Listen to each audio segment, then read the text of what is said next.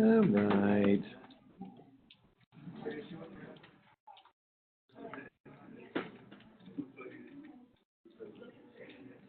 Let's get back over to where we were.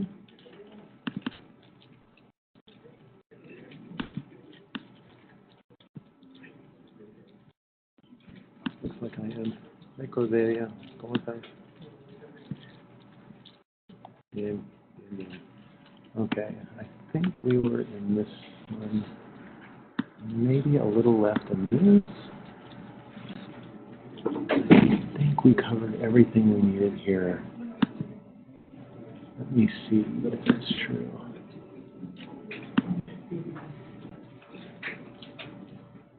Okay, we did cover a little bit in this. All right.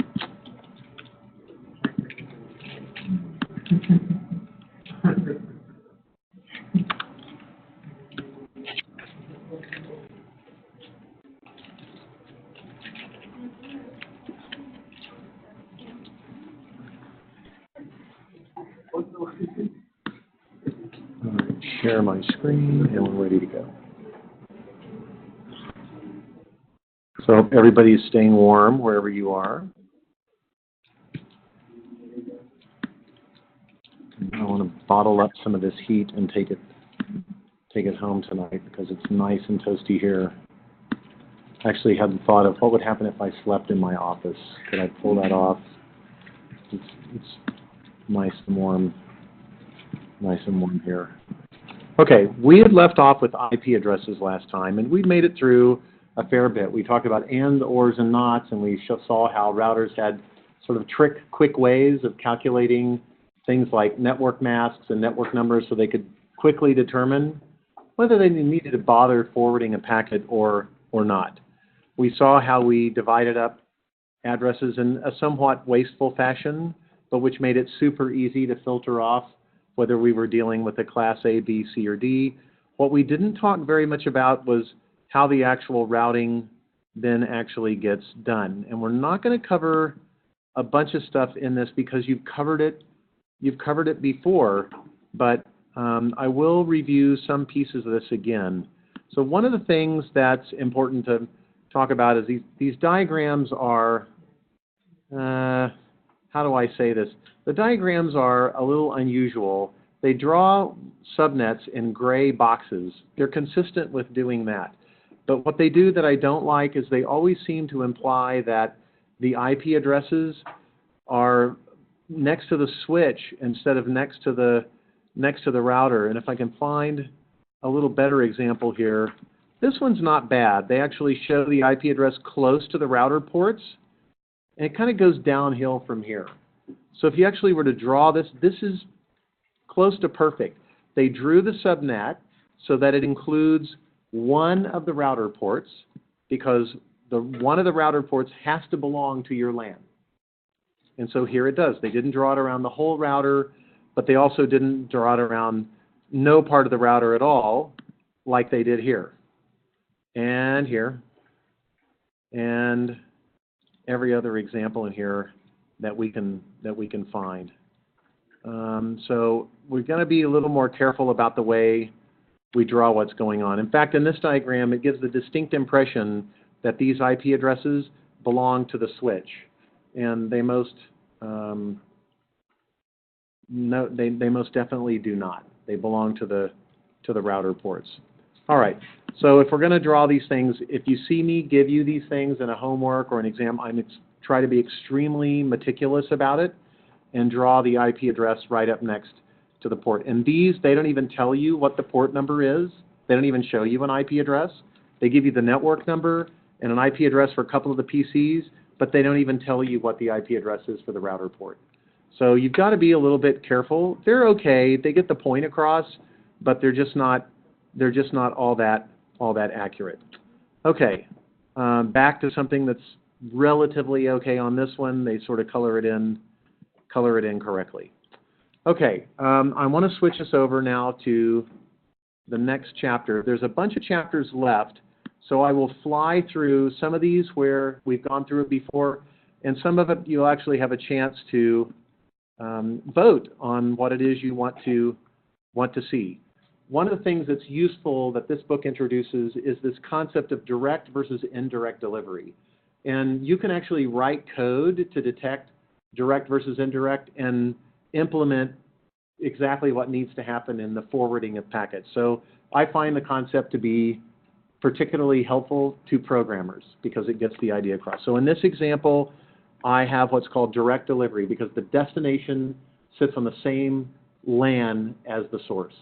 I am not going to need any more help from another router to reach the destination. What is typically the case, though, is indirect delivery. So every delivery of a packet involves 0 or more indirect deliveries followed by 1 direct. There's always 1 direct at the end. It may be the only one. It may be just a direct. But in this case, to get from A to B, I've got to go through a router and then another router, and then finally, in this case, I see what's at the end. So how do you know if you are dealing with a direct or indirect delivery? One way to do it is it's finally the case when the hardware address of the destination matches or belongs to the IP address of the destination. It's the only time it happens. Normally what happens is you go across these networks going from hop to hop to hop until you finally get to a destination. And if I look at what's going on at each step along the way, when I have my packet here, the destination IP address belongs to here, but the destination MAC address belongs to here. And then the next hop, at this point, the IP address belongs to here, and the MAC address belongs to here. When I finally get to the last router, the IP address belongs to here, and so does the MAC address. So that's direct delivery when you finally get to that. So when you get something back from either the routing table and it's the destination address, or ARP tells you it's the same one, however you choose to define it, that's a trigger for a code developer that you're done routing. All right, so we've got labels that we can use for this stuff. This stuff you mainly know, so we're not going to spend a whole bunch of time going through these things. It's just basic fundamental routing. One of the things that they point out here that's kind of interesting is you can have a route for a specific host. You don't just have to have routes to reach networks, to reach subnets. You can have host-specific routes. Can you think of a reason why you might want to have a route for a specific host that's different than the route for the rest of that LAN? Why you want traffic that's going to one host to go a different way than the traffic that goes to all the other hosts on that LAN. So what did I teach you to always jump to? The first thing that should cross your mind. To be happy and trusting and think that everybody's trying to get along? Well, what's the... Yeah, like hacking, beating the crap out of you, ruining your protocol, taking your network down. Go for the paranoia. Jump straight for the paranoia. It may make you a less pleasant person, but you're going to have an awesome network. Your network's going to work much better when you design stuff. So yeah, security, basically. So in the case of a host-specific route, maybe that's a route that you want packets to take because the destination is the financial system at your company. And you don't want that taking just any specific route. You want it to go over a very specific one that's always encrypted, that is handled by one vendor all the way end to end. AT&T did the whole thing end to end. It's interesting. When we used to have to build networks for oil companies in the Middle East to connect them back, we could never do business as AT&T because the A stood for America, and nobody was going to ever install a network for the United States. They hated us. And so they liked the oil money. That part was okay. They could like, okay, on a scale of 1 to a million, we don't hate you a million, but we hate you 1,000. So we'd have partners that we would hire that would have names like the Honorable Bonsai Marshal of Jensen, network company, and some bizarre, weird made-up name. And they would go and install it, and they would just turn their business card around, and it was English on one side and conveniently Farsi on the other side or something. And so it's kind of silly, but we had to deal with that kind of stuff all the time. And they would be very specific about routes. In India, for the longest time, it was illegal to do voice over IP calls over long-haul networks. You could not send a voice over IP call over a data network back to the US. So of course everyone did.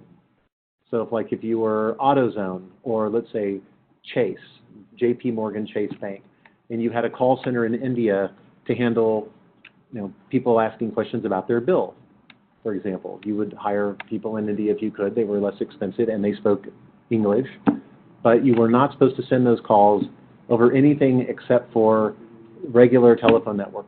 Why? Why would the government care? Why would they care about that? Why would you not be allowed to send calls over voice over IP, but instead over just the regular phone network? You can listen to them as long as they're not encrypted. In fact, you can make the argument that it's actually much, much easier to listen to calls over voice over IP because they're all consolidated on a single connection.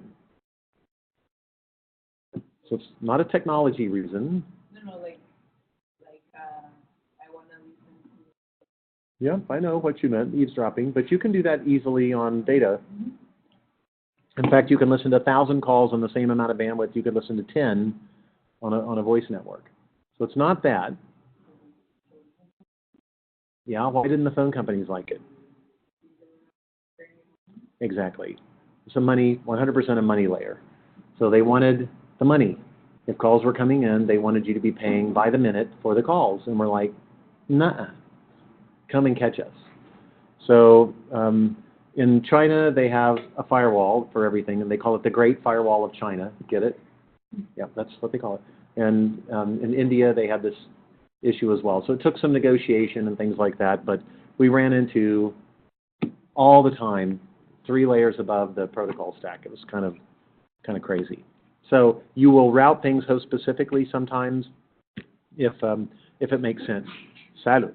So in this case, they've got packets from A to B going one way, and otherwise they go a different way. So you can kind of get the concept. Nothing too earth-shattering. On classful networks, one thing that people may never have known, you guys may never have seen this, is you actually had separate routing tables for each class to make it easier to look things up. So once you knew whether it was an A, B, or C network you were trying to reach, you would look in a separate routing table. We don't do that anymore. Everything's one big giant dog pile of routes. And the routing tables can be 1 million lines long. It's not unheard of on routers. So that's slow to search through.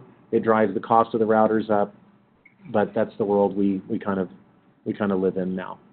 Okay, here's an example of a poorly drawn diagram. This is kind of the classic one that I was thinking of when I was thumbing through that other picture. So if I were to draw this again and draw it correctly, the way it ought to be drawn looks more like the following. So I'm going to pick a drawing tool, and I'm going to pick a color thing, and I'm going to pick this color. So this router port should be, I screwed it up already. This router port should be included in this LAN here. So this should be part of this. And this router port should also be included in this LAN. And this router port, what is going on here? What in the hell is this thing? This should also be included in this one here as well. All right, so we could draw it to make it a little more curved, make it look a little prettier perhaps.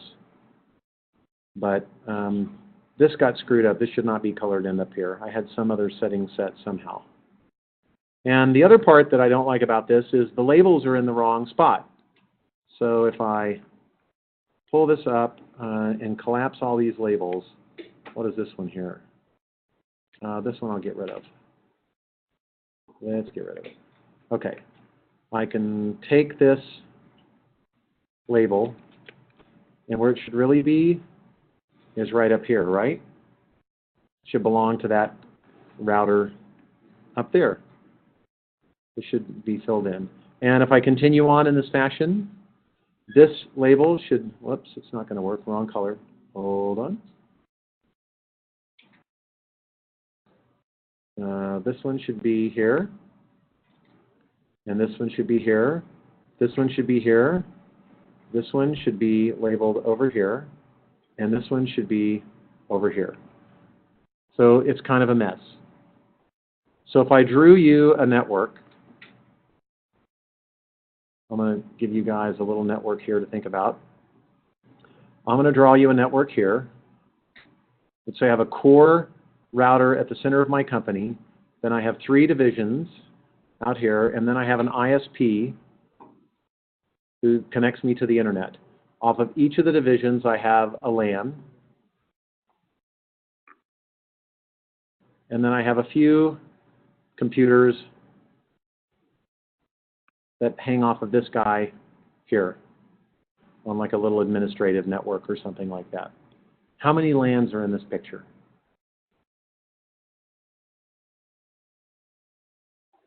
5? I've had people guess like 4, 3, something like that. Would you believe 10? Yeah. It's a different number than most people guess at first. So let's walk through it a little bit and figure out how. As soon as I pick the figure out how color, I think this one might work. Okay, so this is one LAN here. Here's 2, 3, 4, 5, 6, 7, 8, maybe 9. Maybe 9. At least a 9th one there. Probably a million if you count the ones on the left. So you could say 8 and not bother with the 9th one. That's okay. But every one of these router ports is on a different LAN. So the other way to do this is just start counting up router ports.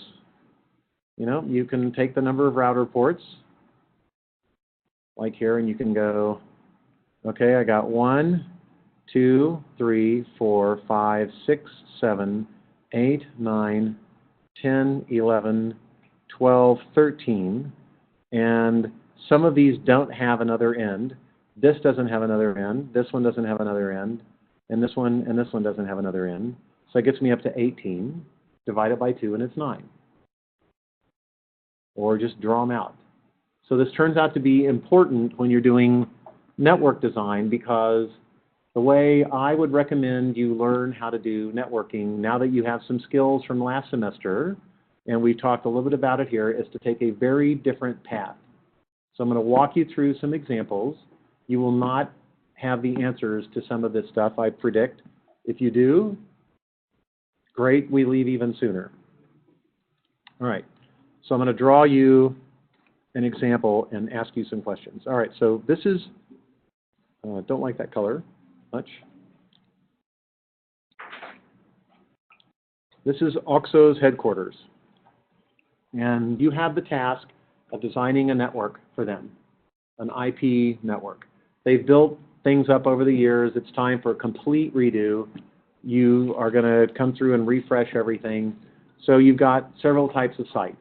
The first thing that I point out to you is you've got some large office environments. You have one in Mexico City. You have one in Monterey. You have another one, West Monterey, which, you know, we can call by the other city name, but why? Monterey is a perfectly good name. We just call it West Monterey. We don't need to call it San Nicolas Garza or anything else. Just call it West Monterey. Get away with it. And then maybe you have one, I don't know, maybe in Guadalajara, something like that. But these are office buildings with accountants and your marketing people and your art and your executives and the people that are hosting, like district managers and things like that. So these sites have people primarily, between 500 and 1,000 people apiece. So I want you to design for me a subnet scheme that puts these people on the right type of network. So the first question is, how many addresses do you really need to assign to each of these sites? Maybe we can make it a little more conservative and say it's 500 people on average today. We think it'll grow to maybe 800 people within the next 2 years. And that's how long you want your network addressing scheme to last. So how many addresses would you give these guys? What kind of subnet would you give each of these sites? Would you have them all share one? Would you have 4 different subnets? How would you do it? So at least come up with a guess. You're in advanced networking now, right? So you learned how to do subnetting last time. But we're going to go at it a little different way. So I'm okay if you don't have the right answers, but take a guess. How would you start to try to tackle this? Everyone is what? What's a one? Every building, every branch? Okay, I like that a lot. You can isolate traffic. You can leave it up to the site manager to figure out if they want to subdivide it from there. You're the overall network manager. So there's other things going on at these sites. They're going to have different types of traffic than other sites will. They're going to have maybe backup stuff. Maybe the data center is housed in one of these. Usually the data center is going to be separate from this. You'll have contractors, SAT employees from Hacienda. You'll have Ernst & Young accountants. You'll have people from Coca-Cola that have offices there. You'll have people from the cervecerias that are there. You'll have the tobacco companies probably have some people there all the time to kind of work on promotions with you on what's going on and stuff like that. And now you're going to have people from Pemex there because you're starting to open up stores with gas stations as well for the first time, which you started to do for the first time last year with some stations in Monterey. I actually read all about OXXO all the time because it's a great example to use for this stuff because you guys all know what it is. And they help build this building. They help build tech. You guys know about the relationship, right? Everybody? Everybody? Yep. FEMSA owns OXXO. FEMSA founded Tech. Cerveceria Cuauhtémoc is part of FEMSA, Coca-Cola. So Tech has a big endowment, but what's really interesting about Tech is when they decide they need like a new library, somebody pulls out the checkbook on the board and they write the check for the library. It's like that. They pass the hat around to these guys and they like write checks. They pay cash for stuff. They can write it off as a tax deduction, I assume, but it also keeps it out of the government's hands. If you put a bunch of money in a fund for Tech, they tried to come and rob it at one point years ago. They tried to classify that Tech's retirement program was, subject to different taxes and stuff like that. Tech got really scared about it, had to lean hard, and they never did that way again. So we are apparently the only, or at least the very last, private university in Mexico that has the tax status that it has. They really want everything to be kind of public. So it's a socialist government, so it's a little different here. But that would never fly in some places, and it didn't end up working here either. So Tech kind of came out, the white blood cells came out and attacked whatever that was. And I don't have all the details, but I pick up and learn a little bit more each year from talking to people. So I've used OXXO just as out of a gauge of respect for the fact that they built this great place. So I will use 4 different subnets. How many addresses do I need to put in each of these subnets? What subnet mask should I use? Talk to me about how you're going to figure that out. 500 people now, 800 people within 2 years that need addressing, 800 things. Let's say maybe it's 100 people and they have a bunch of junk. But you need 800 addresses. So how are you going to do that? How do you figure out what to give them? Per site. Per site. 500 to 800 each site. How do you design a subnet around that? Correct. So how do you figure out what power of 2 to use? You guess, like go 2 to the 1, 2 to the 2, 2 to the 3? Well, yeah, you're nailing it, but the right way to do it is to take log base 2 of the number, and you're going to get, 9 point something. And so you can't do 9 point something bits. You have to do whole bits. So use 10. 2 to the 10th is 1024. So I would assign a 2 to the 10th to each of these. And what else would you do about these 2 to the 10ths? What relationship are each of these 2 to the 10th blocks going to have with each other?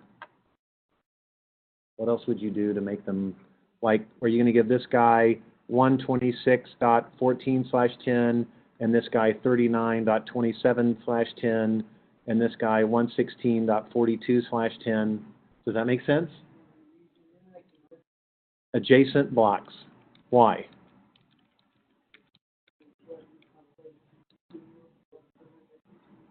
So it looks pretty, but the other reason to do it is for routing simplification. If you give me 4 adjacent blocks or any number of adjacent blocks of addresses, then I can super block them. So let me show you. Suppose you give me a network address that ends in this and then runs from zeros to all ones. I have to publish this as my route. Yes, I have all combinations of the remaining bits, but this is a route that is unique to this batch. I have no idea what number this is supposed to be. I'm just making this up. So if you have another block next to this, or another block of this same size that you need to issue, it's strongly to your advantage to issue the following block: 1001111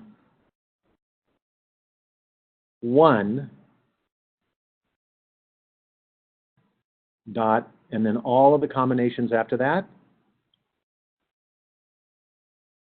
Why? Because now, instead of publishing 2 blocks to the internet, you can publish 1. The 1 block that you will publish will stop here, because you have all combinations of the next bit completely covered under your control. So you can publish this as 1 less. If you have 4 networks, and the first one is 00, and then all these bits in your network number over here, and then 011011, then you have all of the combinations of this. You only need to publish this super block. That's a big advantage. ISPs try constantly to do this. They're always looking for route aggregation opportunities. There's usually code running in your routing protocol, looking through your routing table for route aggregation opportunities to try and do that. It reduces the number of routes. So good design will set you up from the beginning for doing that. So I would put them together also because I might do things like extra encryption for these 4, or back these things up differently, or allow tunnels from my major vendors like M&M Mars or Corona or Marlboro or whomever that want to come into my network and exchange data with me on stuff. I might let my accounting firm that sends out bills to all the vendors, I might let them come in here. I might let the people that handle all the water bills and all the electricity bills for OXO have access to my mainframe, but only for these networks. So I might let VPNs tunnel in only through that, and it's easier if I have rules. All right, that part was easy. Ready for a little harder part? Yes, she says yes. All right, you asked for it. So now I have the stores. And, that's what everybody thinks about with OXO anyway, right? It's all the stores. And let's say I have, why is this not drawing? Oh, I know why, because I'm stupid. There we go. Now it will draw. Okay. I have, anybody know how many stores OXO has? Is it more than 1,000? Is it more than 2,000? Is it more than 4,000? More than 5,000? Anybody know? Let's go look.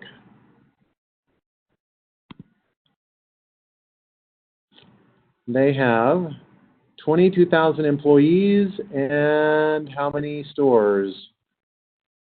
Let's see what they've got. 9,000 was opened in 2011. 2016 they opened, I want to say they have like 13,000. It doesn't exactly show it in here. Does anybody see it? And they've been kicking 7's butt all along. So do you know why OXO got started? They got started because 7-Eleven, Mexico had this bizarre 2-tier distribution system for alcohol. And 7-Eleven would not carry any of Cuauhtémoc's products. They only carried like the other big breweries. So they couldn't kind of break into it. So they said, screw it, we're going to open our own. So they opened a store in Monterey, and all it sold, I want to say, were three things. It sold cigars, beer, their own brand, and maybe chips. Maybe they sold chips, and that was it. They were an instant success. How? How did they sell something else that we don't know? I can't figure it out. So they grew rapidly in Monterey, and then they expanded from there. But it wasn't up until a couple of years ago that they ever even sold Pepsi products. They said, okay, two can play at this game. No other beers and nothing other than Coke products, because FEMSA owns the Coke bottling company in Mexico as well. So it was like this huge battle, and they just killed it. And, you know, Coca-Cola, I mean, they loved it, right? So they would, like, pour, I'm sure, tons of marketing funds into this thing, because they're out, like, to kill Pepsi at all costs. So these guys are, like, super competitive. So it's funny. There are people that work for Coca-Cola. I actually knew one of these guys. His job was to go around his part of the United States to restaurants that didn't serve Coca-Cola and order a Coke and see what happened. Well, they would, well, like that, right? But that commercial was very, very careful. So if the person didn't say, I'm sorry, we have Pepsi, would that be okay? Or words to that effect. They would get a letter from Coca-Cola's attorneys threatening them with trademark violations, and they would come back and check them again, and if they did it again, they'd sue them. They'd take them to court. Because if you don't do that in trademark court, you lose your patent. You lose your trademark, excuse me. So there's lots of things that are everyday words, at least in the United States, maybe here too, where people did not properly defend their patent, and they lost, I keep saying patent, trademark. They didn't properly defend their trademark, and they lost their name. Anybody know the names of any of those? Escalator, elevator, aspirin. There's 1,000 of them. All kinds of things that you may not. In fact, I'm sure there's a trademarks lost to public domain. Let's see if we can find a list of them. 15 product trademarks. Let's see what this will be. Mickey Mouse will become public domain soon, according to this. I'm not sure if I believe that. Heroin, aspirin, cellophane, escalator, trampoline, thermos, dry ice, kerosene, laundromat, linoleum, app store, yo-yo, zip code, zipper, TV dinner. All of those used to be trademarks owned by one company, but because they didn't pursue it, they didn't defend it, they lost it. So if you don't defend it, if you don't stop people from using it, and except when they mean your product specifically, you will lose your right to it. Isn't that crazy? Did you know this? Yeah, how about that, huh? Kind of neat. So this is not true. The zip code was registered in July of 1963. But talk about trivia that won't help you get rich or meet women.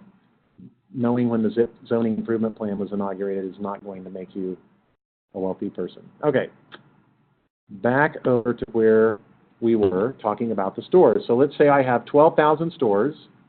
How many IP addresses does a typical OXXO store need? So as a network manager, someone's going to tell you that number. As a good network manager, your job is to sit down and understand how they came up with that number. So that makes the difference between a crappy network and a good network design. You can take them at their word and try to blame it on them later. You will never win that argument. It is your responsibility. So it's never, ever what they tell you, ever what they tell you. Unless the person that's telling you is themselves a completely anal retentive network engineer, and they know the company like the back of their hands, and they're out there, they exist, they absolutely, I've had lots of conversations. If it's somebody who's like director of store operations or something, say thank you and then go dig. Go to the store, figure it out yourself. So how many, at a regular OXXO store, how many IP addresses do you think they need? Okay, one for the cash register. What else? It's like one per. One per cash register? How many do they have in an OXXO store? 2 or 3? Well, you've already tripled the number of IP addresses you've started off with, so we're off to a great start already. What else? Is that it? Okay, you ready? Sitting down? All right, security cameras. You have the ICE thermostat. You have the ATM machines. You have the loteria dispensing machine. You have a kiosk in there to that Coke will put in during the holidays where you can scan your bottle cap to see if you win a trip to the Super Bowl. So you're going to have promotion stuff in there as well. You'll have something for the Wi-Fi network that you offer in some OXXO stores if it's a big enough one like that. If you have a gas station, God help you, you're going to need dozens for that. You have tank monitors. You have credit card machines. Every one of the little things that takes a Visa, a MasterCard, an American Express, every one of those, you're going to want to put on your own network if you can. So you're going to have card readers. You have a time system where people clock in and clock out for their hours as they come in. You have a safe with a time alarm on it. I mean, I can keep going and going and going. Yep.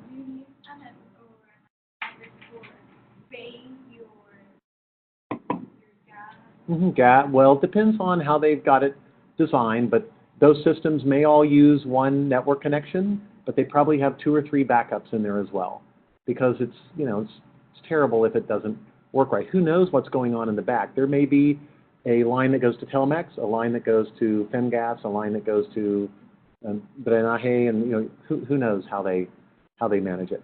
But you better have a Class C network. You may think you need 10, 20.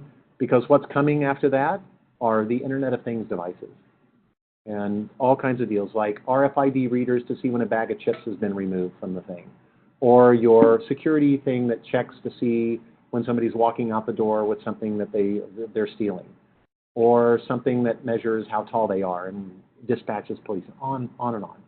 There's dozens and dozens of IP-capable devices in a typical convenience store. So who knew, right? So it's never just a handful of things like that. Plus they have these scanners for inventorying things that go around. They have to inventory, that's another one for that. They do not want to pay a fortune in cell phone bills. And if you let these bankers just bring the machines in with cell things, you're going to be paying a higher per transaction fee every time you swipe a card, because part of that goes to pay Telmex. Why should I do that? I already have a network in my store. Why not carry it over my IP network? There's rules to do that, and you can force the issue as a network manager and pay for some of your network gear with that money that you save. So you have to be good at negotiating with people saying, like, I can put a technology in that'll save you $100, but you got to give 50 of it back to me because I need it to pay for the gear. And if you're not willing to do it, that's okay. Forget it. Pay 100. I'm fine. I got my own network. So you're going to have to play hardball with these guys. You are all cost. They view you as bad. You do nothing but cost me money. So the only way you're going to get money is carve it out of something that they're spending it on and split it with them. And that conversation goes all the way up to the very top senior management in the corporation as well. Okay, so I've got, what did we decide? How many stores? 10,000 stores with the Class C each? How many addresses is that? That's a lot of addresses. Maybe Class C is a little too much. Maybe give them a /28. How many addresses will they get from that? How do you calculate it? Well, how did you get 4?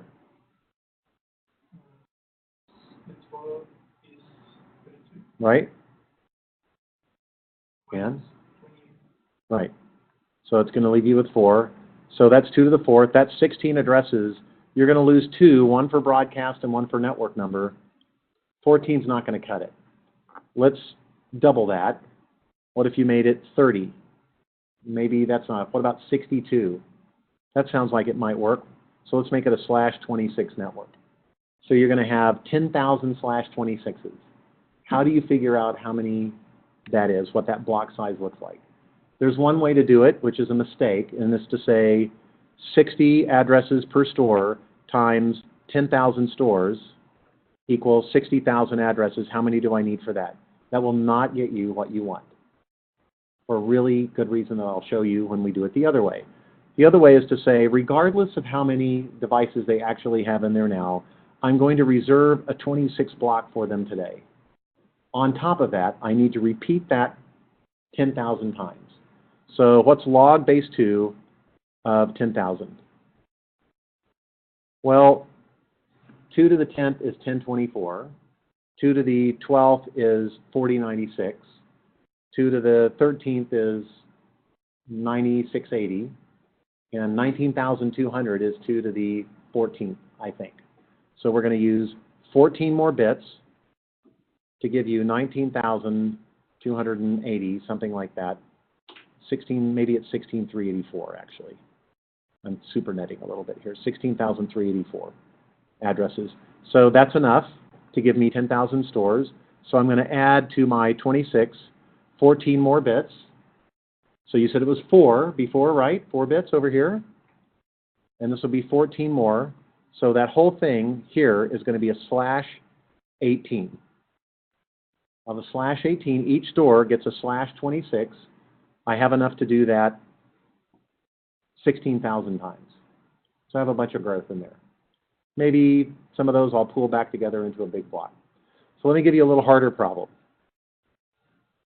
Suppose what you really needed in each of these stores was not a close number to a power of 2.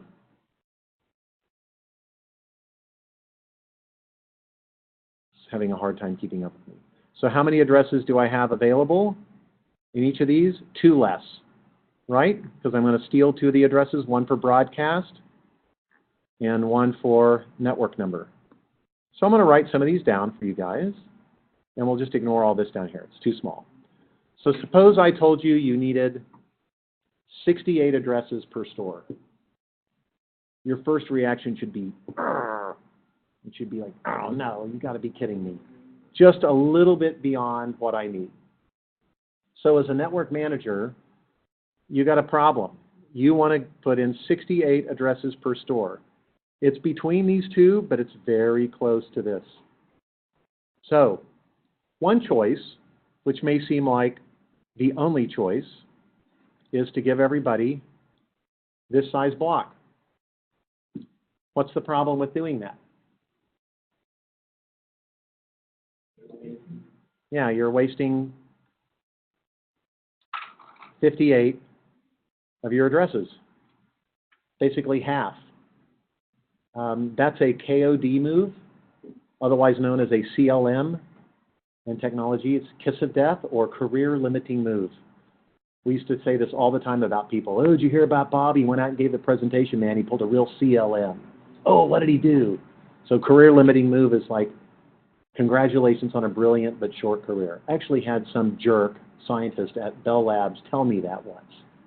Coming out of a meeting with the CIO of Shell Oil, the guy got so pissed off, he got up from the table and stormed out of the room and slammed the door. And he goes, if that's your position, we have nothing to talk about. And he gets up and walks out of the room and slams the door. It's like on the top floor, like floor 71 of one Shell tower in downtown Houston. And I can't remember the guy's name. It'll come to me if I think about it for a while. If I send you a random email tonight blurting out a name of somebody, that's what it is. So he says, well, congratulations on a brilliant but short career. I basically said, kiss my, and I said, no, congratulations on a brilliant and long career. He'll be back. I'm right. He doesn't want to negotiate. He's just seeing if we're going to cave. And I'm not going to, because I'm right. And he's wrong. So sure enough, they ended up doing it. My boss and his boss got involved because he went and tattled, and they got kind of nervous. And, I basically said, well, fire me if you don't like it, but that's our position as a corporation. I represent it. I'm senior technologist for this corporation, and that's what we're doing. This is the right decision to make for our network and for theirs. So, I'll defend this in front of anyone except some, smart-ass scientist from Bell Labs who doesn't know what he's talking about. So my boss, my president at the time, a guy named Mike Hamilton, thank God, said, I'm voting with you. My money's in with you on this one. You're the smartest guy I've seen in this job for a while, and so I think I'm going to, so I won. It was like, whew. So at that point I had to run to the restroom, right? And so we basically did it. So you have to know what you're doing enough and stake out your position and be willing to do battle with these guys because, you know, I don't know how much he generated for his company a year. I mean, he's the CIO of Shell.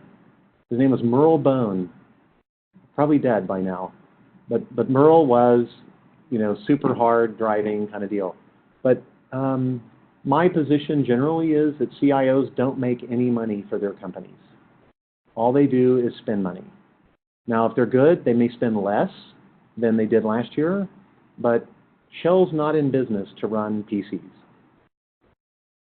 The CIO will never become CEO because what he does is not how the company makes money. It isn't. So there's no path there for them. What I did is how the company makes money. What I did for AT&T is how they made money. I made $1.4 billion a year for that company, year after year after year after year after year. That was my responsibility, to generate $1.5 billion. It's not as hard as it sounds, but it's still a big responsibility. So I had larger financial responsibility than 99.9% of my customers. I knew more about running a big business than they did. If you go to work for a carrier, that's the way it works.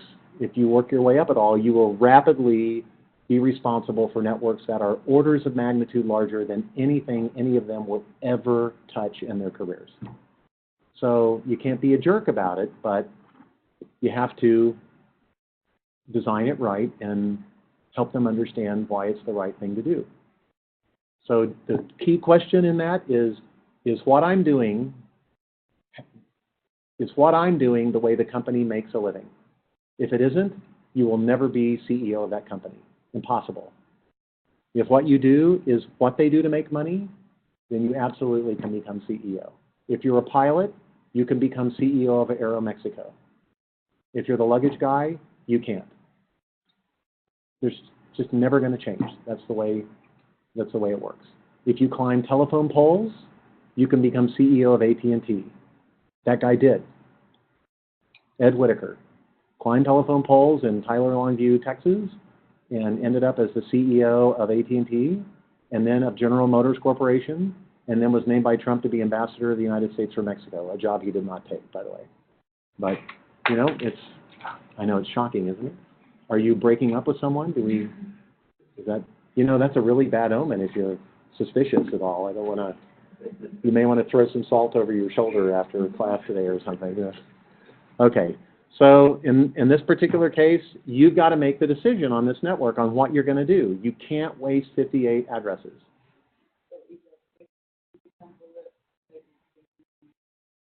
You usually wouldn't fight over this, but sometimes people would. They would choose to pick their fight over this. Yeah, the design, you would have to guide your team, basically, and I had a few hundred engineers that worked for me at the peak, and, you know, we would bring Cisco in, and they would teach us how to do this. Cisco's the one that is the genius at all this stuff. It wasn't us. They would show us how to do it, and we'd just make sure everybody got, you know, trained on it, and that was half the battle, getting them to pay attention and do stuff like that. I got a program passed the company once where we would pay people. They agreed to pay my engineers $10,000 each if they went through this data certification program that we put together. Guess how many of them did it? 100%. I mean, we cost the company like $7 million. And I told these guys, go fast. They're going to wake up, and as soon as they see it hit like the next quarter, when it hits someone's budget, they're going to cut it off. And so a lot of people went, oh, I believe that. And so they like raced through it, weekends and nights and evenings, and they got 10 grand out of it. It's like a huge amount of money, 200,000 pesos. Like, you got to be kidding me. And like these guys are drunk or something, but it was their idea. It was like totally did it. And after the next quarter, they cut it off, and the people that didn't get it done, I'm like, well, I told you. I got mine done. 5% of the other people did. You guys missed out. Maybe this isn't the right job for you. So 58. So how are you going to do it? How are you going to design your way around this? You've got to come up with 68 addresses for these guys. How are you going to do it? You can give them this to get you most of the way there. How are you going to solve the problem?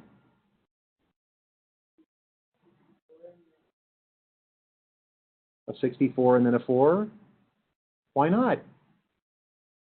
Why not take your network, your block, remember you had that huge giant block of addresses, 65,000, some are 16,000, you needed 10. So divide it up like this. Everything's done in powers of 2, right? So I now have 8 blocks in here, and then I have 16 blocks. So let's say each of these can handle 500 stores with a slash, well, it's enough to give them 64 addresses a block. So you'll map out most of your addresses in your network like this. In fact, you'll do this for all of this, and maybe even all of this, until you get down to the very end. And these guys, you're going to divide up like this, like she's suggesting. And maybe these have enough for 16 addresses per block. So you're going to give everybody one of these and one of these. You can have 100 grams of steak and 6 grams of dessert or something like that. However you want to think about it. This is done all the time. Divide your network up into separate size networks and assign these things out. This is also a really good strategy if you have stores that are small, medium, and large. Maybe the small ones are inside of organizations, like the one inside of Pabellon M, or the one outside of Centrales, next door to Centrales. Those are small. They don't carry the full line. Then you have ones that are step up from that are sort of the neighborhood ones, and like in Pedro or up in Apodaca. And then you have really big ones that maybe have gas stations associated with them. So these guys get one of these. These guys get one of these and one of these. And these guys get 2 of these. That's a very good strategy to build it like Lego blocks. Don't make it so tiny, because every one of these wastes addresses, because you're going to waste a network number and stuff. But you can supernet these, right? You can publish one route, and you can change your mind. So if you're not sure, do it like this. This isn't any different than you would do anything else. If you're running a restaurant, you've got different size cups. You have small, medium, and large cups. What if somebody insists on a large and a half? Well, you give them a large and a small one. Do something like that. Or if you are a landscaper, you need people that've got big plants, little plants. Get a variety of sizes. Handle it that way. So there's things like that you can do. Okay, enough on that. We'll walk through it here. Let me keep an eye on the time. We're an hour in. All right, so let me make sure we have a little less time with you guys every night to do this than we do the others. So I want to skip past some of the stuff. That's sort of what you see going on here. What they've done is they've taken one big block and they've divided it up into 4 subnets, but you see the site, it's a 16. Each of these is a /18. So they stole 2 bits, and they each have their own router port, but they have the same backbone, same core router. So this is a good design. This would be a good way to do something like that. And there's some fun problems to try to go through and sort this stuff out. Same thing with this one. It's a little bit different here. They've got 2 groups of numbers, 201.4s and 180.70s. Okay, you can have more than one network. Here's something that a lot of people don't realize. If I have a LAN over here and a router, and I have another LAN over here, how many network numbers can I have on each side? Like in this diagram, I show 1 here, 1 here, 1 here, and 1 here, each on their own router port. Is that the rule? 1 on each side? What does your intuition tell you? How many subnets can you run on a given LAN at a time? 1 or more than 1?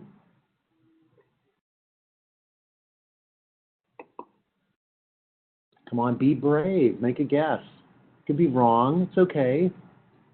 What do you think? More than 1. Why not? Why not? The router doesn't really have any concept of 1 or more than 1. What it's going to do when it gets a packet, think about the packet that it gets. It'll get a packet, it'll strip off the network number and look in the routing table. And if the routing table says it's on this port that the packet came in from, he doesn't have to do anything. Why can that only happen for one entry in the routing table? Why can't that happen for lots of entries? The router couldn't care less. It has no concept of this is the LAN for this or the subnet for this LAN. It just looks up numbers and sees if it needs to do anything, period. That's it. So you can have dozens and dozens of network numbers for a LAN. And sometimes you're going to want to have more than one. Conversely, here's a corollary to this. You can have a LAN that straddles more than one side of a router. There's no reason why you can't have a LAN that's bridged between two router ports, and that's what it's called, bridging. You can decide, you know, maybe you're going to do these things together and have them live on both sides. Maybe this is one of the networks for the chemists that are in the group, and they have some people on both sides. You don't want to set up a VLAN, pain in the butt, so you just bridge their network. The double E's that are here stay here. The computer science that are here, they stay there. But the chemist one, you can bridge between the two. And you'll find very often people will build multicast networks that look like this. You'll have a router in the middle, and it's kind of like the one I drew before. So I'm going to draw circles instead to kind of speed up drawing this thing. And each of these things can have their own LAN, and you can have some other ones down here with other networks and some things off like this, and these two can be connected. So all of these are their own LAN, but you can also have one LAN for all of this that is for the router administration console, and it contains none of the other subnets outside of it, like it's not going to go grab that LAN off the bottom, but it'll grab all these and build one multicast subnet for sending router updates only. All the routers belong to that subnet. No other device does. It's encrypted. It's heavy on permissions. So when you have a route update that you want to send to people to teach them about a new network that's part of your organization, you can send it from here, and the router will take care of sending copies of it down all of these legs to where it needs to go, and it will not send it, you know, around the corner of a spanning tree or something. So that's how routing updates are often done. All right, I want to give you guys a fun, real-life problem to solve. Let's say I work for a company called Baker Hughes. Anybody ever heard of Howard Hughes? The richest man on earth for a time. You heard of him? He was an eccentric, but one of the things he owned was an oil tool company. He also built the biggest plane called the Spruce Goose, which was like 28 engines or something crazy like that. But he was germophobic, really kind of weird, but a billionaire. Baker, on the other hand, was named for Captain James Addison Baker, who was a captain in the United States Army, who proved that a butler and a lawyer in New York City murdered a guy named William Marsh Rice and kept the money from going to the lawyer. And William Marsh Rice was a cotton millionaire out of Houston as well, and founded Rice University. And the money for Rice University would not have been given had this guy not figured out what went wrong. He was also a lawyer. And he proved that the guy was murdered. Was a very popular board game in the United States called Clue. I don't know if you've ever seen it. You draw cards, but that game is based on this story, based on this guy's life. And his grandson, James Baker III, was United States Secretary of State for the first George Bush. A little world of people that run things, you know. It's like we are on the outside and they are on the inside. Anyway, it's kind of an interesting deal, but they started this company together, Baker Hughes. So let's say you work for Baker Hughes, and on Sunday evening at about 11 p.m., you get a phone call as the CIO saying, General Electric has bought us. The news release is going out tomorrow morning, and you have until then to get the networks merged. And you're like, oh, yeah, thank you very little. And so you call your team and you get together. So what would you do as a network manager to try and merge two companies together? We saw this happen constantly because the oil industry is extremely prone to mergers and acquisitions. So we got really good at doing this stuff. So here's kind of a recipe for one way to do it. So let's say the winning company is General Electric over here, and they have an internet connection and a massive worldwide network for GE Oil Services. It's not like all of General Electric. It doesn't include the people that make the refrigerators and the jet engines and all of that stuff.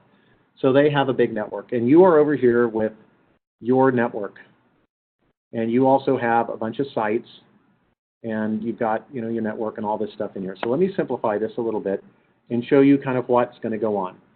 These guys typically all run up, maybe not like this, but there's some point where you go out to the internet. You're going to break that connection.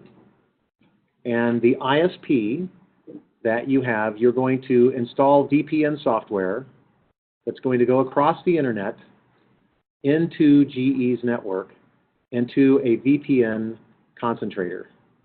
So now all the traffic into and out of Baker Hughes must now go through this device that sits in your network. Once it dumps off the traffic inside the LAN, the traffic now looks like all the rest of the GE traffic. So it leaves the GE network like all the other traffic does.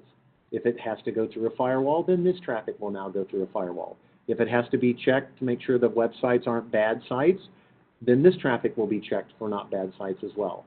You publish a DNS update that teaches the world immediately that the path to get to to Baker Hughes is now to get to it via this router at the front of your network. And this router will screen or do whatever it wants, but probably what it's going to do is put the traffic back in this tunnel, and it will go back over to Baker Hughes. So that'll get you up and running. You will also typically run NAT in this thing as well to make sure that none of the IP addresses they're using here have any chance of conflicting with any of the IP addresses you're using inside your network. You don't really have time to check, so just NAT them. If you run 10s, then hopefully you've been a good network manager and you have 10.6.3 through 25 set aside exactly for this purpose, and you will assign however many of them are needed to this NAT server to handle however many connections are simultaneously going on. You can survive the day doing that. And then you can start moving things over. The website, you don't worry about marketing deals with that. Marketing will take care of putting up the Baker Hughes side. They'll repoint it to come over here where it goes to GE's side and says, have you heard about the merger with Baker Hughes? Here's frequently asked questions. Here's who to call for more information on it. That's somebody else's job, investor relations, not your problem. You can just have a server for them set up to do it and just change the domain name. So it's a lot easier than it sounds, and it's good enough to get you up and running the next day.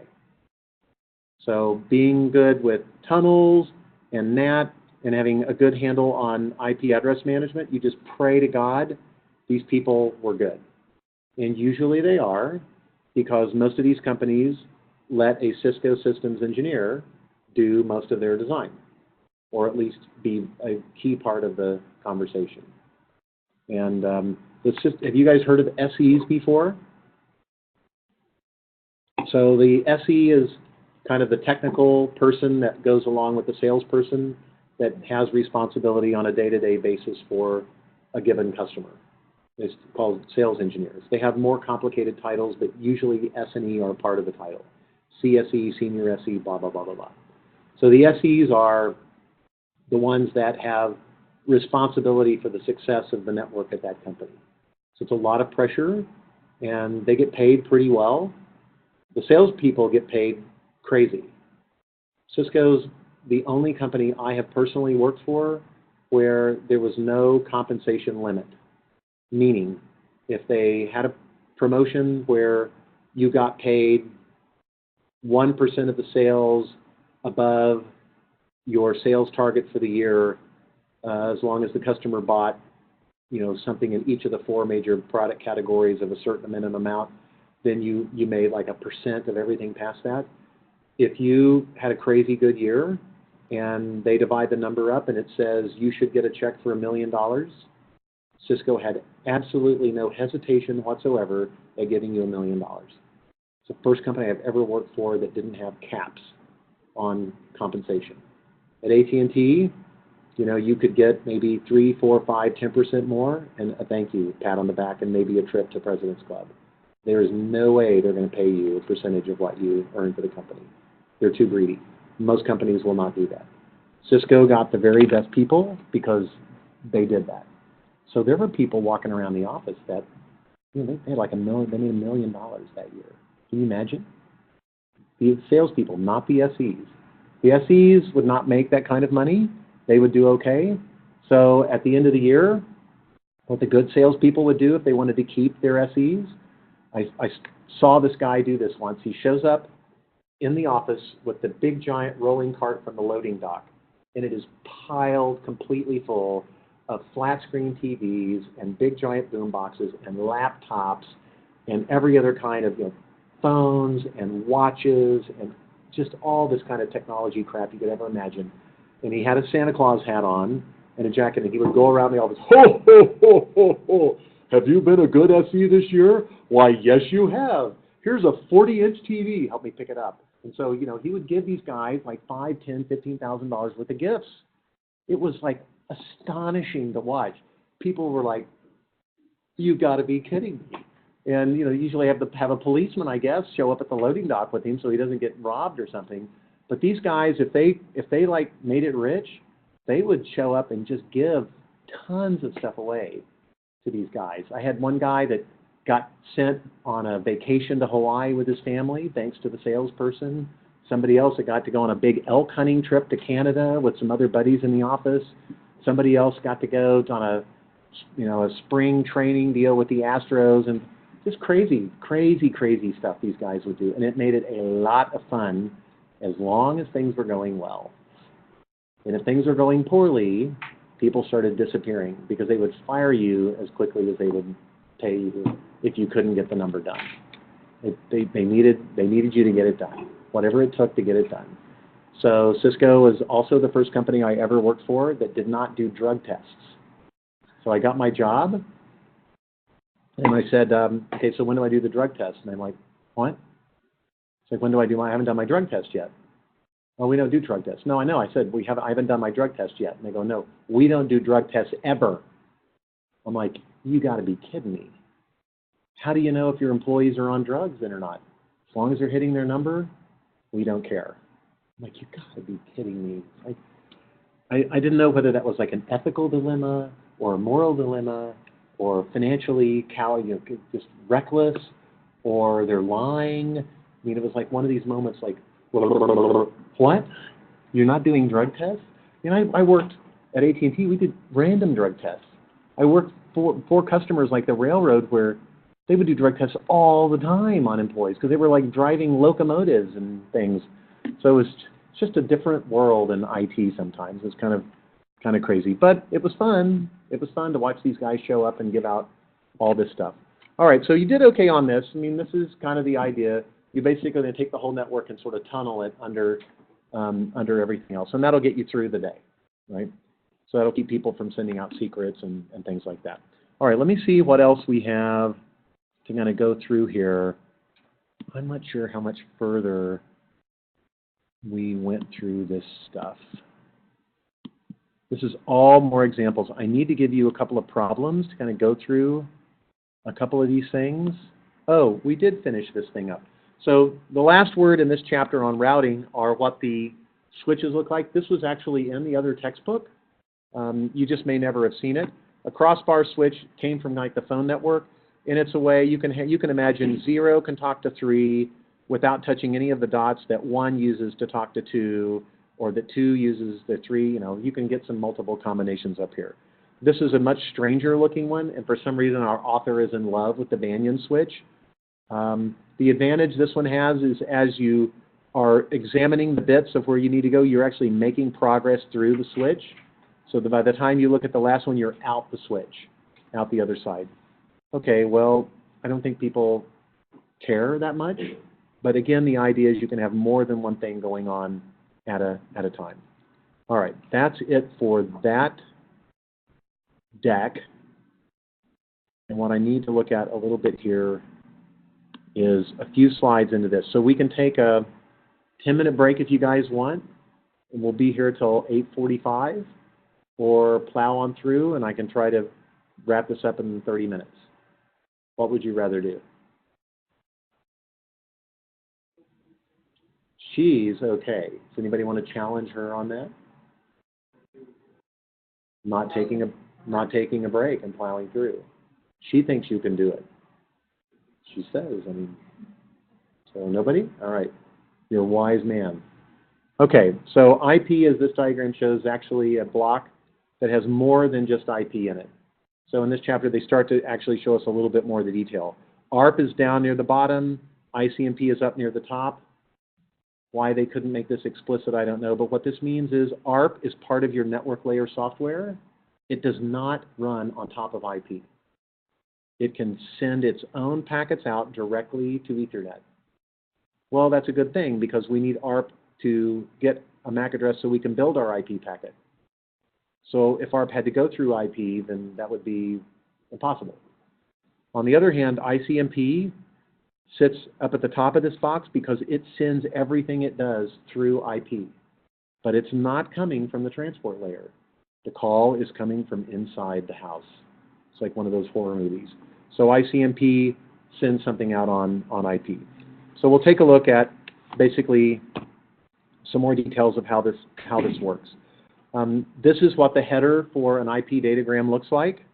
There's 3 link fields in here, and they're different. The one that's got all the room at once is the total length of the packet, 16 bits. So the maximum length of a packet is 2 to the 16th bytes. The header takes up part of that space. And the valid length for a header in IP is between 20 and 60 bytes. But it has an interesting rule around it. You'll notice, like I've told you guys several times before, we draw all of these protocols 32 bits wide, 4 bytes wide. So the suggestion, and the way we've designed it, is that everything is really done in multiples of 4 bytes. That's the way all of our headers work. That's why they're all written like this wide rectangle. UDP, TCP, IP, they're all done the same way. So if that's the case, then I could say, instead of telling me how many bytes this is, why don't you tell me how many quartets it is? And so it's between 5 and 15, what did I do that? Between 5 and 15 4-byte packets or 4-byte bundles, however, what do you want to call it? So really, if I'm going to tell you how big my header is, I don't really need to tell you a number between 20 and 60. I just need to tell you a number between 5 and 15, right? Because you can multiply it by 4 and know that if I told you it's 5 of these, you go, well, then it's 5 times 4, it's 20 bytes. I get it. So if you only need to represent numbers between 5 and 15, well, first let me start up. If you have to represent numbers between 20 and 60, how many bits do you need? If you need to tell me between 20 and 60, how many bits do you need? 6, right? 6 bits. If you need to represent numbers between 5 and 15, how many bits do you need? 4. Ding, ding, ding. This guy's all over power 2-bit stuff. Like, so, you know, glance over at him if you're not sure, and if he's like, then you got it. So why use 6 bits if I can use 4?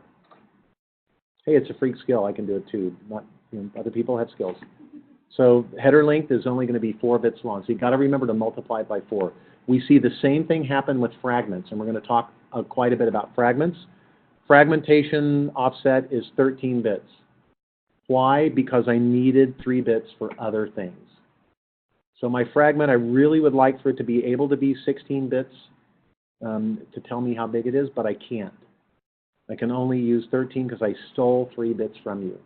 So if that's true, if you really want to represent a 16-bit number, and I'm only going to let you use 13 bits to do it, what an unfortunate choice of color. I thought I'd chosen blue. Let's try that again. Much better. Only 13 bits. Then what I can tell you is the last 3 bits are going to have to be zeros because I have no place to tell you what they really are. So if I make the last 3 bits zeros, the idea is you take the 13 bits from here, you add the 3 bits of zeros onto the end, and presto, you have a 16-bit number, and that's how big your fragment is. So what multiples is this going to grow by? Well, with this one, we took 2 bits away and ended up growing by 4s. Right? Instead of using 6 bits, I used 4. And because I took 6 minus 4, because I took 2 bits away from you, 2 squared equals 4. And so this is going to grow by 4. Now I have 16 bits, and I only really are given 13. So there's 3 bits that are robbed. 2 to the third equals 8. So you're going to see in a minute that fragments must be multiples of 8 bytes each. You can't have a fragment that's 17 bytes. It can be 16, it can be 24. So we're going to come back to this as we look at the header. So 3 different addresses handled 3 different ways. So the version number tells you if it's IPv4. The header length is in 4-byte words. We just explained that. Type of service we'll ignore for right now. You can figure out whether it's the old definition or the new definition by looking at bit patterns, but we're going to forget about that for the moment. So if your data is less than 46 bytes, you're never going to have the minimum size datagram, so you're going to have to pad it with extra bytes, and we'll show how to do that. So TCP, UDP live up at layer 4, but there are other protocols that can ask IP to send things. IGMP, ICMP, and including routing protocols, in this case OSPF, which is a routing protocol. They all can ask IP to send a packet, to send a datagram, and they'll do it from inside the network layer. So this kind of breaks the rule that we talked about where everything comes from the layer above. Now we're starting to see some exceptions to that. Okay, so here's the protocol names and numbers in here. Let's go through this a little bit, skip over some of this junk. Okay, suppose I had this as my first few hexadecimal digits of my IP header. Can you tell me things about it? The thing they're asking me is kind of bizarre. They're asking me, how many hops can this packet travel before being dropped? What? So we need to go out and find, let's go do it this way. IP header diagram. I got so sick of not having a really good one that I developed an invisible one. Let's try this again. Let's try it with just IP header. There we go. Okay, we can open this guy up. It's going to take it a minute. And I went crazy. I did it as a JPEG file and as an Excel spreadsheet. Yes, believe it or not, you can do this thing as an Excel spreadsheet. Do you see this? It's actually an Excel spreadsheet with like fields and everything else. But here it is as a PDF file. That's a little less, unbelievable. Go away. Okay. Go away too. What happened to my header graphics? Okay, here it is. So let me zoom in on this a little bit. So what I see here are the bit numbers and the bytes. So like I told you, these things are always 4 bytes wide, so it's 32 bits wide. Your first byte is 2 things, version number for 4 bits and header length for 4 bits. And then the next byte is type of service. Time to live is way down here. This is how many hops you've got left. Salut. And it's byte number, the 9th byte. 1, 2, 3, 4, 5, 6, 8, 9th byte. So if I go back and look at this, this is byte 1. Byte 2 is the 0, 0. Byte 3, byte 4, byte 5, byte 6, byte 7, byte 8, byte 9. If I'm reading this right, the 9th byte has a 1 in it. So let's see if we're right. The 9th byte is time to live. It's the 1. And it, in fact, looks like it's got 1 hop left. Is there another way to pull this off without having to go through this? Yes. One way to do it is with Wireshark. So I can open up Wireshark. I can capture, I would like to capture 1 packet, but let's capture 100. Okay, there, 200. As fast as I could click, and we did it. So these are all IP datagrams. And here's the thing that you may not have played with much before, but if I click on the IP label here, it highlights in blue below all of the bytes for the header. So is this really 20 bytes? It started at 45, 1, 2. It had the whole next row, 3, 4, 5, 6, 7, 8, 9, 10, 11, 12, 13, 14, 15, 16, 17, 18, 19, 20. I think it ended at E2. Does that sound right? Let's go back and do it. Yes, it did. So 20 byte header. Is that in fact right? Yes. It had a 0101 here, 0101. That's binary number 5. Where was I? Binary number 5, and that means 20 bytes, right? And multiply it by 4, right? 20 bytes. The first one up here is the number 4, IPv4. Okay, that's a second way of doing it. A third way of doing it is you can go and search for something like an IP header decoder. University of Miami has one. You can type in the things that you've got. They'll sort of walk you through it. So that's one that's out there. There's one here that actually will let you type in the actual code. I think it may be this one. There's a bunch, so I get lost. Not this one. I got to do a little searching around here. It's not this one. Maybe this one? Nope, I can't find it, but I'm probably just using the wrong term. But there's one of them that will let you actually type in the letters. Maybe it's this one, Packator. That sounds familiar.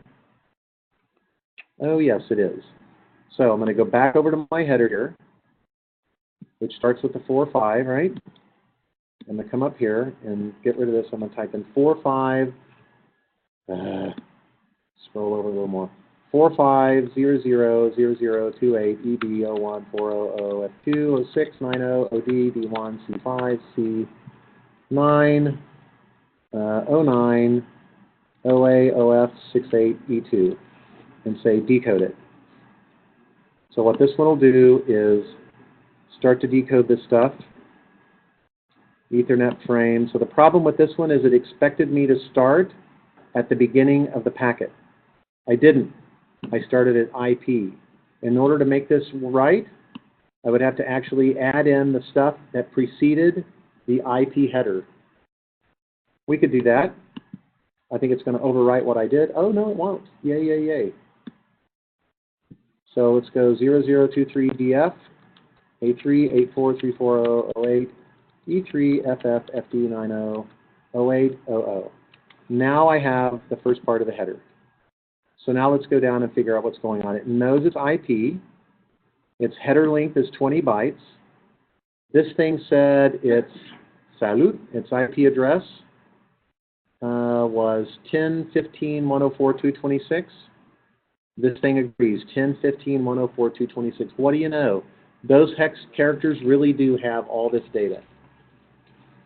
So if I gave you one of these to decode, you should be able to go to any of those three places and pull it off. And again, the third one was to just manually lay it out here and figure out what's going on. All right, that's a worthwhile exercise in this class to pull off. Yes?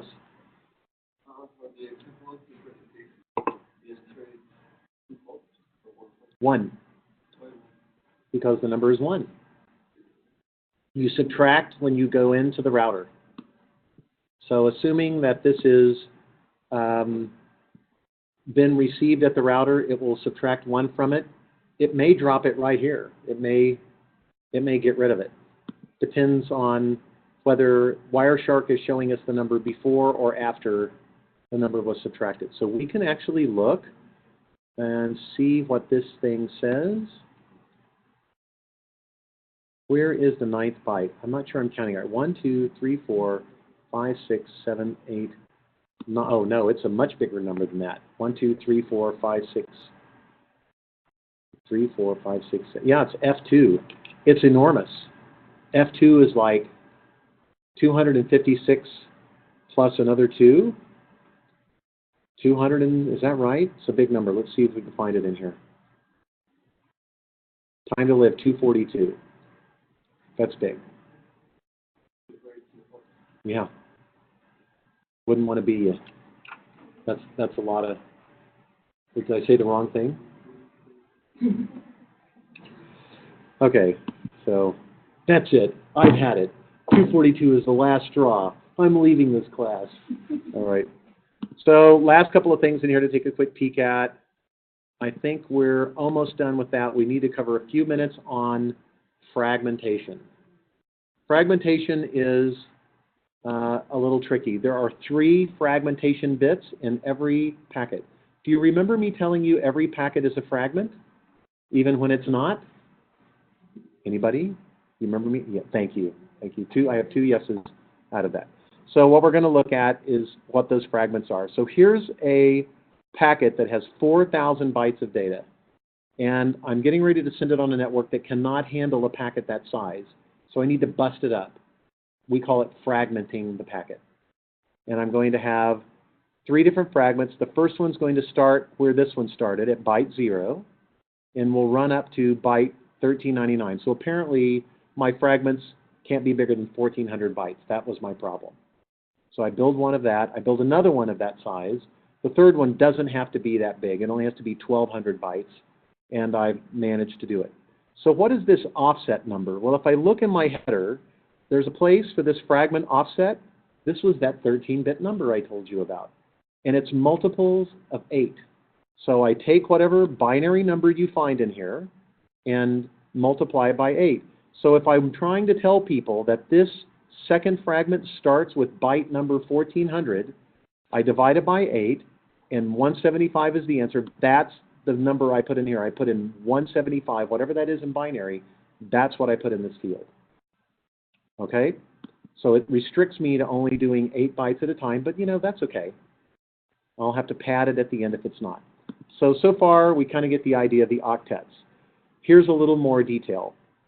I have an original datagram. The third bit here, which is this bit right here, which says more fragments, that bit, and I got to zoom in so you can see this a little better, that bit is set to 0, which means originally this started at byte 0, so its offset was 0. That's how you know you're at the beginning of the packet. The offset is 0. The second thing I notice is that the more fragments bit is set to 0. That means there's no more fragments after this one. So if both of those things are true, it starts at the first byte, and there's nothing after this. This must be the whole packet. Otherwise, one of those 2 things would not be zeros. So I know this is the whole packet. It needs to be fragmented. I'm going to start by fragmenting it into 3 different packets, just like we looked at. So the first one's going to start at 0, and it's going to have bytes 0 through 1399. Well, then why isn't this 1399 or like 1400? I start with 0 to 30, that's 1400. I started with 0. Why is this 1420? Because this is the total length of the packet, including the header. In fact, there is no field to tell you how much data there is. The only way you can figure out how much data is in a packet is take the total length and subtract off the size of the header plus options, and that leaves you the data. So in order for this to have 1,400 bytes of data, it's going to have a total packet size of 1420. So they don't tell me what number's here, but it's a 5, because that's the size of the header. All right, so far so good. I know there's another fragment because this bit is now set to 1. So when I receive this, I will set it to the side, because I know there's more than this one. I don't know how much more to expect. I have no idea what this number originally was over here. All I know is this is the first fragment in what could be many, and it's 1,400 bytes worth of data. Another fragment is made. This one starts at 175 because that's 1,400 divided by 8. There's still another fragment after this one. It's still 1,420 bytes, 1,400 in payload, 20 bytes of header. The last one starts at 350, simple, divide by 8 again. This one's much smaller, 1,200 bytes, but the bit is set to 0. So I know it's the last one. So this was not 0, so it's not the first, but it is the last. Do you guys know who Yogi Berra is? There was a cartoon character named Yogi Bear. that was designed after him. But Yogi Berra was a very famous baseball player for the New York Yankees in the early part of the last century, and he then went on to be a very famous and colorful baseball manager. And he managed the Los Angeles Dodgers for a long time, for example. And he was the king of one-liners. He was a graduate from Yale. He was a very, very smart guy that played baseball for a living. There's a kid that graduated from Harvard that plays in the NBA, Chinese guy. Have you seen him? He's the only Asian player in the NBA. So he can like sink the baskets and do your homework for you too. Anyway, so this guy Yogi Berra, he had a bunch of one-liners like, let me think of some of the more famous ones. There's some that are actually quite dirty that I can't tell on the recording, at least. One of them that relates to this is, we may not be the fastest team, but we are the slowest. That's a motivational talk, really. A bunch of little lines like that. I need to look up some other ones. He had some great ones. So I may not be the first packet, but I am the last one. So that's how we know.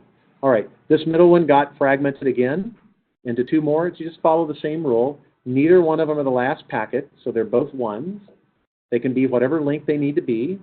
They apparently went through a different router, was having kind of a rough day. You just set the start point, make sure it's a multiple of 8, and set the length. That's it. That's it. Nothing more complicated than that. Okay, so to get back to where we were, a packet has arrived with an M-bit value of 0. Is it the first fragment, the last fragment, or the middle fragment? And do we know if the packet was fragmented? All right, what do we know? The M-bit was set to 0. So that means what? No more fragments. So does that mean it's the first one? We know for sure it's the last one. Is it also the first one? Maybe is the right answer. What would it take for us to know for sure? If the offset was 0. Exactly. If the M-bit was 0, it means there are no more, so it's the last one. But we don't know if it was fragmented or not. A non-fragmented packet is considered the last fragment. All right, another example. Packet arrives with the M-bit value of 1. Is it the first fragment?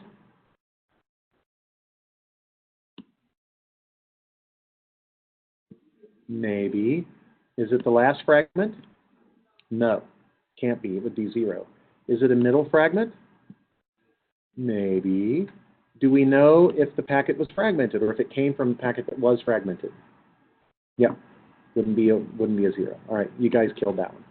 It arrives with the 1 for the M-bit and a fragmentation offset value of 0. Is it the first fragment? Yes. Is it the last fragment? No. Is it a middle fragment? No. It's the first one. You know that. Okay. I think you guys have got it. You went like twice as fast as one of my other segments did. A packet arrives which has the offset value of 100. What is the number of the first byte in this fragment?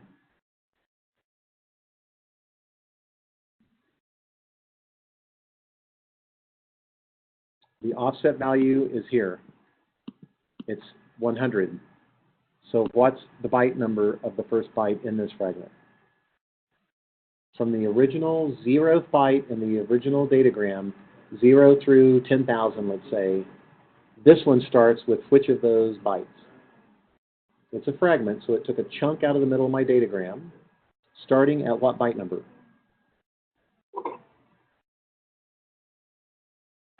Do I need to go backwards a little bit?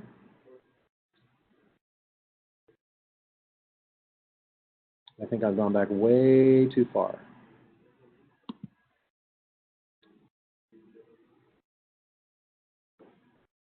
This number was 100 instead of 350. So what byte number was it? Yes, thank you. Finally, 800. Thanks for killing me. All right, yes, 800. It's in octets, remember? We couldn't write all 16 bits. We only could write 13 bits. We set the last 3 to 0. Therefore, it's always going to be, since I wanted 16 and you gave me 13, you stole 3 bits. So the last 3 bits are 0. That means it's going to have to be a multiple of 2 to the number of bits you robbed, 8. It's going to be a multiple of 8. Make sense? Who was texting me here? All right, let me see here what this says.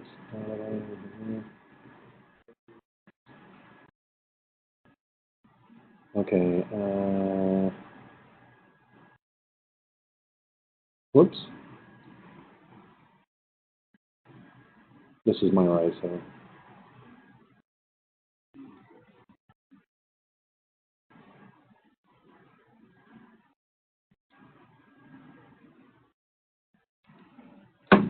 Okay. All right. What else do we have? We may be done, guys, but almost. Almost. We will finish on time. So one of the types of packets, or one of the types of byte strings, are these options. And we haven't ever talked about the options before. They're down here at the bottom.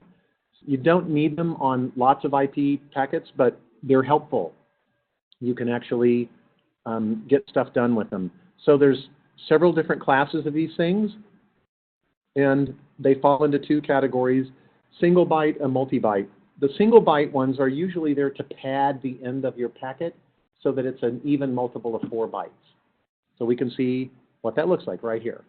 A no-op can be at the beginning of an 11-byte option or at the end of a 7-byte option. If you ever put it at the end of the last option, it's the end of the options. It tells you for sure it's the last one, end of op. So this is a different pattern than these other 2. So, you know, it's weird that you put it at the front, but that's where they put it. All right, so that takes care of those. The rest of them are multi-byte options. And one of them is a record route option, which basically is a request for every router along the way to please sign my passport. Please let me know who you are so that when the packet arrives at the end, I can see where you've been. Similar to what you'd discover with the trace route, except the packet's going to record it along the way. So you set up these spaces. You can only have 9 of them because your packet can only be 60 bytes. You're going to use 20 for the obligatory part of the header. It only leaves you 40 left. You divide it by 4 bytes. You're only going to be able to put 9 in there plus what you need for that. It's only 9 spaces. So you can capture the first 9 routers numbers in this to see how the thing got going. You also can have something called, that's sort of the way it gets filled in as you go along. You can have something called strict source route, which says, I'm trying to debug what's going on this network. I have a list of these router IP addresses. I would really require that you go through exactly these routers in exactly this order to try to get the packet to its destination. After these 9, you can go wherever you need to go, but go through these 9 first. So that way, if I know it doesn't make it, my suspicions are right, there's something going on with one of these 9 routers. So it's a way of debugging what's going on. You also can use it for security reasons. You must go through these first 9 routes to leave the network, because I'm surveilling what those are. So that's what these things look like. It turns out you can actually do some of this. You can get timestamps in here yourself. You can get people to do time. It's kind of cool. There are some commands you can use. I can't usually get them done because we've locked down the networks too much. But just like regular ping will get you to something, and we can try it. Ping to fhda.edu. Yeah. Thanks for how much? Oh, nothing. Thanks for nothing. That's it. Thanks for nothing. So we can try to ping to that. That one at least we can get to. But there's other options in here as well, like trace routes. But you can add things like G onto the end of it to define the routers to be visited. And that's loose source routing.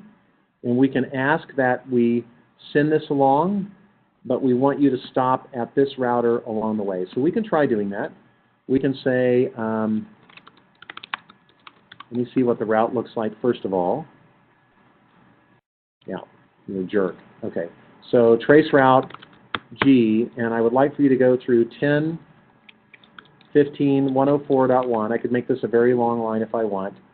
I don't need the parentheses. I'm losing my mind. 10.15.104.1 to tech.mx, and it should oblige.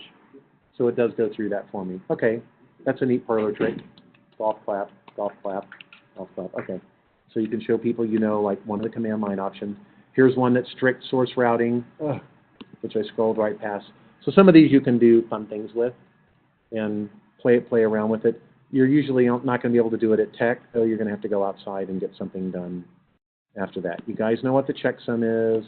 The thing to remember about the checksum is that we take our packet, we calculate what the sum is as if it was a bunch of 16-bit numbers. So this is 4 bytes wide, remember 32 bits. So we just sort of slice it down the middle and add all these guys up and then all these guys up. They may not be numbers. This may have been the Shakespeare complete text. We don't care. We just add it up like they're integers and add in any carryover, and now we have the sum. So that's the sum. And in order to do the checksum, we just basically flip the bits. So this was where the checksum went, and it was all zeros. So when do I actually do all this stuff? Why am I doing this? When do I calculate the checksum, and when do I stick it into the packet?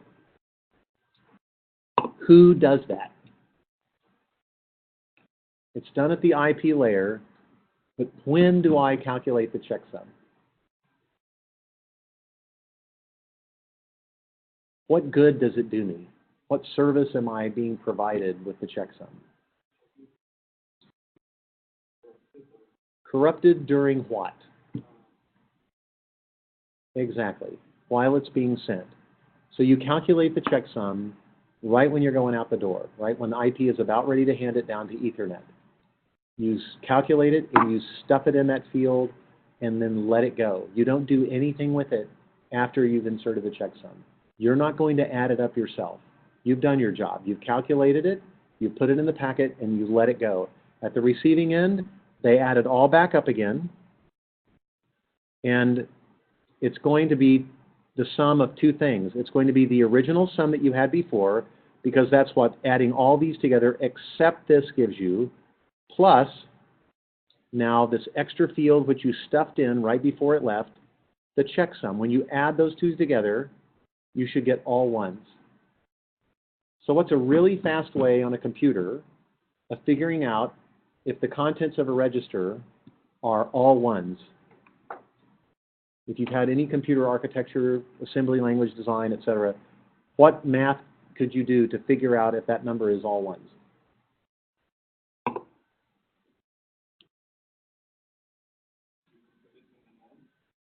You can put it in an AND with all ones, but you're going to be looking then to see if the value is equal to 0, right? Because if you AND it with ones or all ones, or that's hard. How are you going to figure back to all ones again if you AND it? So if I give you a number, what math are you going to do to tell me that's not all ones? How could you prove to me quickly in one operation that this is all ones and that this one isn't?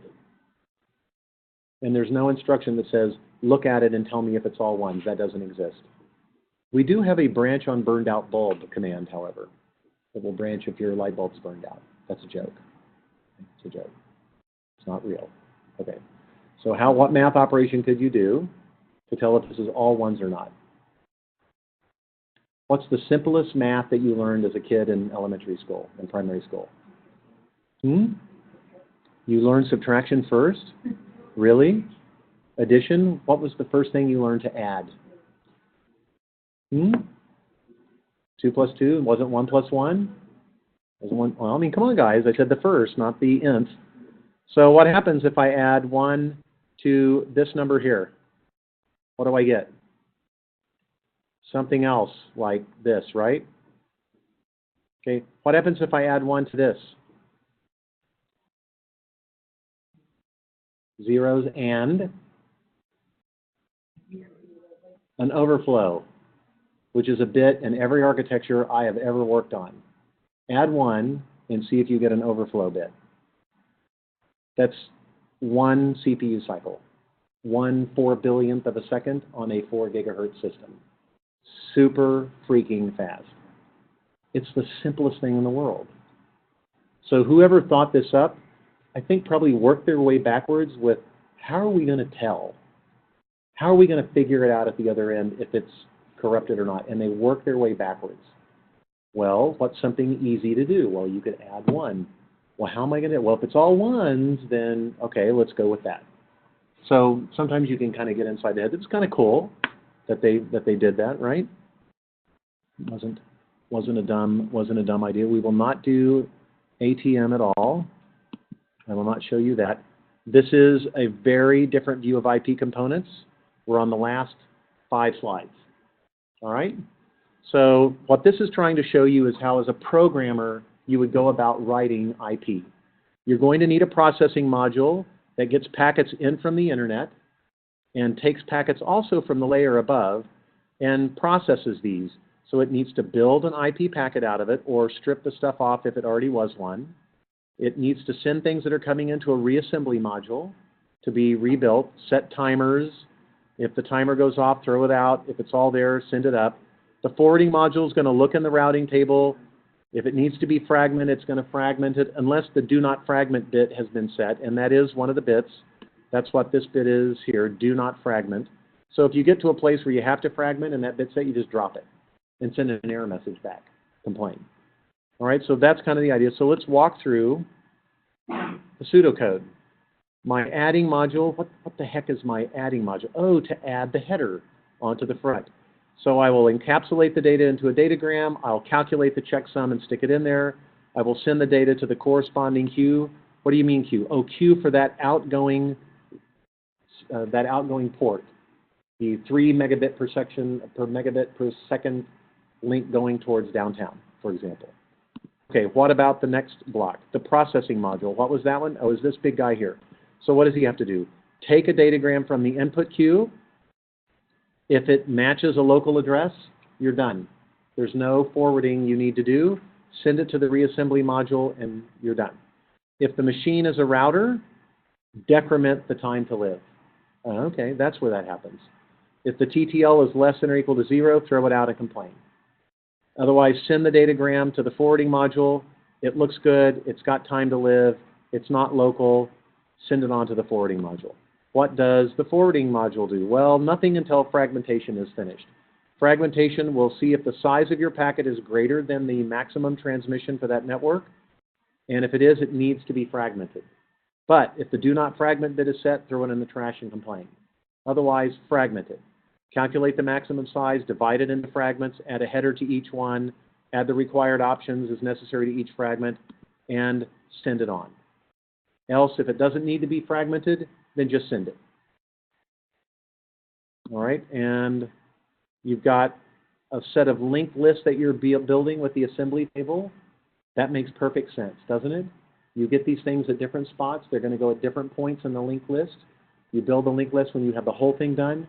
You let it go. You're releasing it. That's how you'll reconstruct these things. So maybe this one showed up first. You started at byte 800. Then this one showed up. It started at byte 900. You can directly link them. This one shows up at 0. They're still linked. There may be still gaps, but you're keeping track. Okay, so the very last slide, the reassembly module, it looks to see if the offset value is 0 and M is 0. That means it's not fragmented. Just send it. You're done. You guys did that. You answered those questions. If it's otherwise, look in the reassembly table for an entry. Am I already keeping pieces of this datagram? If not, create a new entry. Otherwise, start putting these things in here. If the timer goes off, throw it out and complain. Otherwise, keep rebuilding it. Hopefully, the whole thing will get here.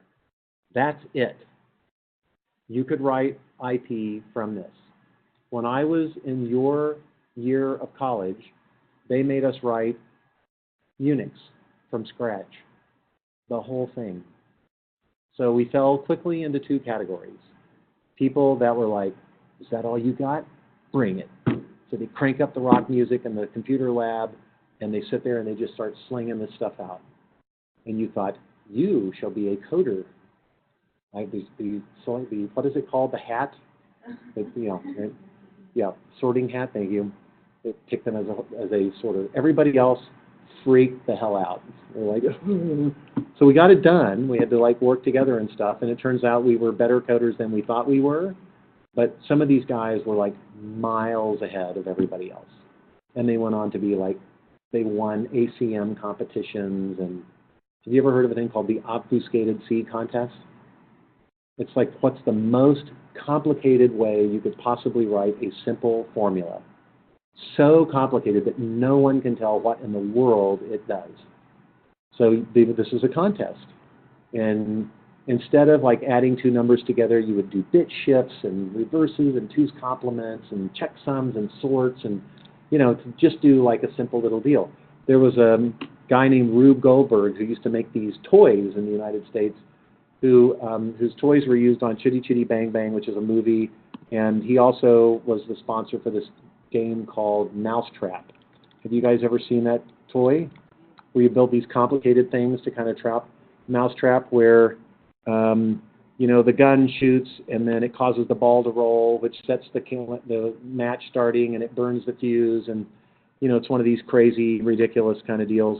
So that's basically what you tried to do with this obfuscated C contest. Let me see if I can find it. I don't even know if I can spell it.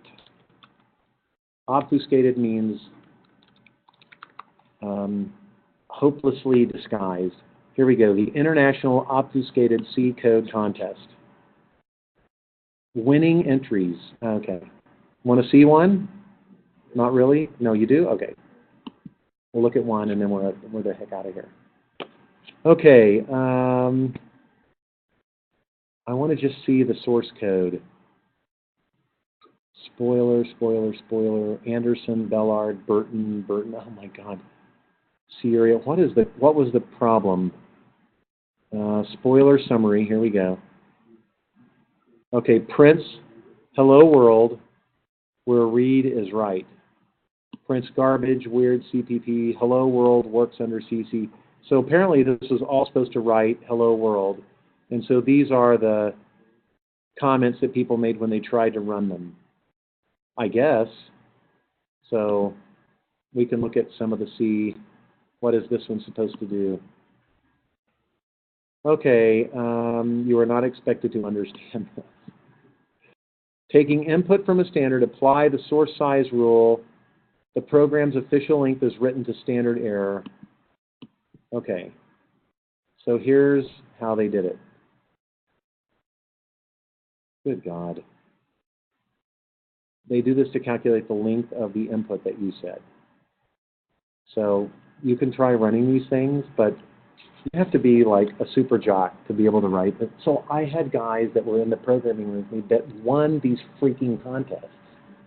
And I'm like, why are you here? Why are you not at like Harvard or something? How did you end up stuck in Houston to get the stuff done? Anyway, it's kind of fun. So we had to write all Unix. So just be thankful when you get into your operating systems class. I don't think they make you do that, right? So it could be worse. Just imagine. All right, guys, questions? No?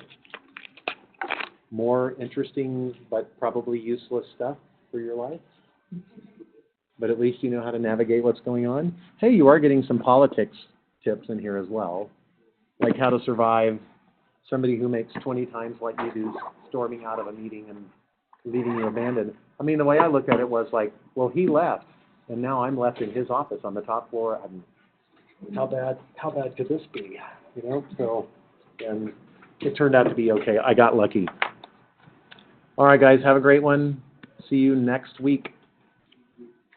Adios, Ivan, Moises, Edgar, Corbella.